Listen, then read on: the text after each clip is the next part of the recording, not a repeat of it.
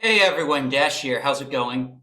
So today we are going to be talking about Shawn Layden.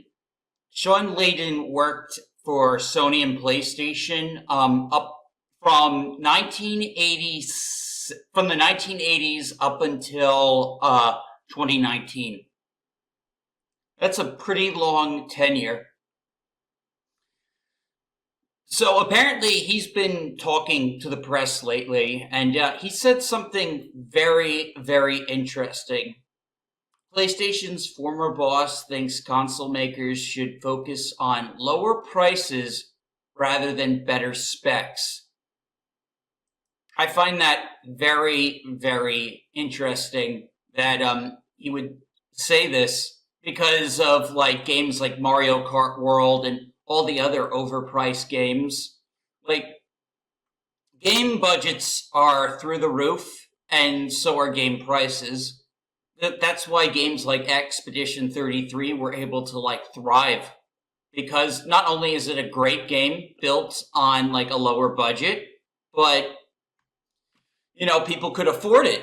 People could actually afford the game. So we're going to get into this article. I'm one of those weirdos who can't always spot the difference between 35 FPS, 60 FPS, but at least I can do so often enough.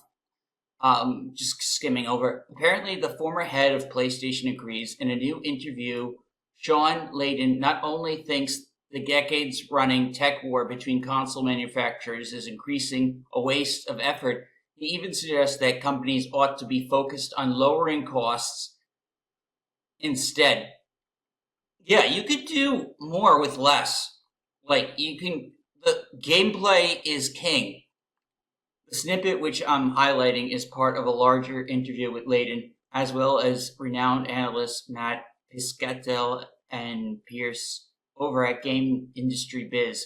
It's all rather fascinating as it touches on the future he foresees as increasing focus on free-to-play experiences, as well as the potential for the decline in console businesses at large. But I think we're plating on the tech, frankly. Shawn Layden boldly decreed, how many of us can really tell the difference between 90 frames per second and 120 frames per second? I dare not answer what with any kind of alleged authority, but I bet it's far from everyone. And it's that sort of outlook that fuels Layden's overall thesis statement, which is that we're really just not seeing the sorts of graphical and performance gains between generations anymore that we used to enjoy. Yeah, like game graphics, we've kind of like peaked. So, like, we could make games look decent with the technology we have. Okay, so it doesn't really go into how much was said in the interview, but the writer of this gamer article posts this quote, make it cheaper and simpler. Let's do that instead. And let's find a way to have more hardware companies participate. Yeah, lower costs. It's very interesting he no longer works at PlayStation because honestly, PlayStation really needs a course correction and they needed it yesterday. I honestly, like, Sony can't go on with just flubbering like they are right now with no real games people actually want to play. I think Ghost of Yotai could have been a great, like, seller, but I could be less enthusiastic about that game. Oh my god, it's such a disappointment. And also, I want to go to this niche gamer article from October 2024, where he talked about Japanese games.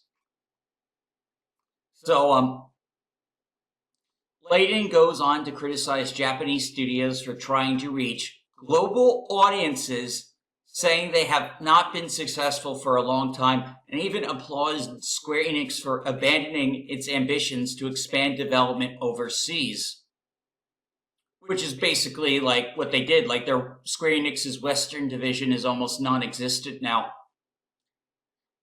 And you can thank like games like forspoken for that.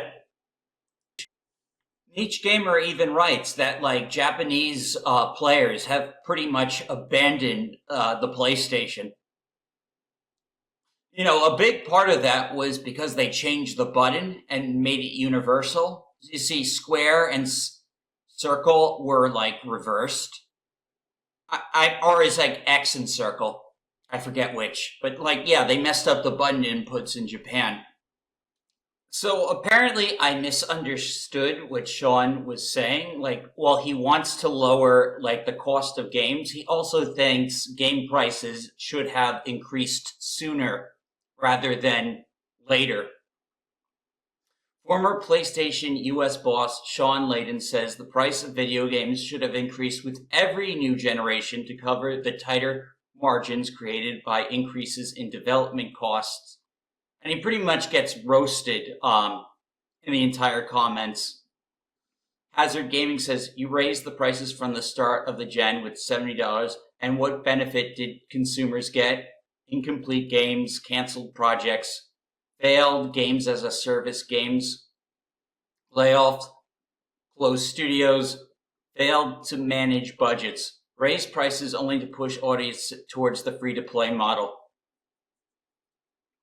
Shawn Layden is out of touch executive. He knows about as much in the regards to his former audience, what they want and what they're willing to pay for, as I do about quantum mechanics. Fortunately, most gamers will disagree.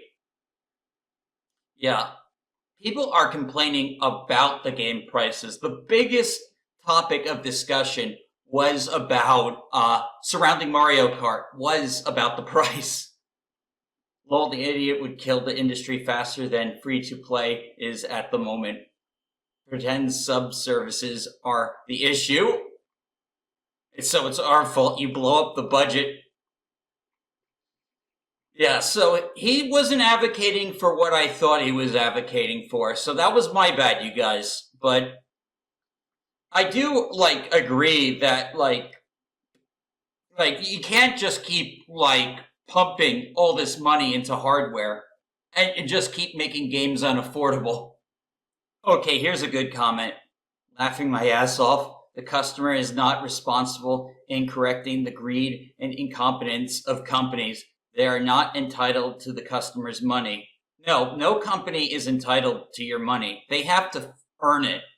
In fact, they should be begging for the customer money and not expect money like it's a natural thing. And that really is the problem with most corpos these days, is that they think they are owed your money. And then they get surprise Pikachu faced when they don't make it. It's quite ridiculous. So yeah, Shawn Layden is wrong. The price of games needs to get lower and cheaper, not more expensive. Anyways, that's all I have for today. Let me know what you guys think. Thank you all for watching this video. I'm Dash Attack. I'll see you all next time.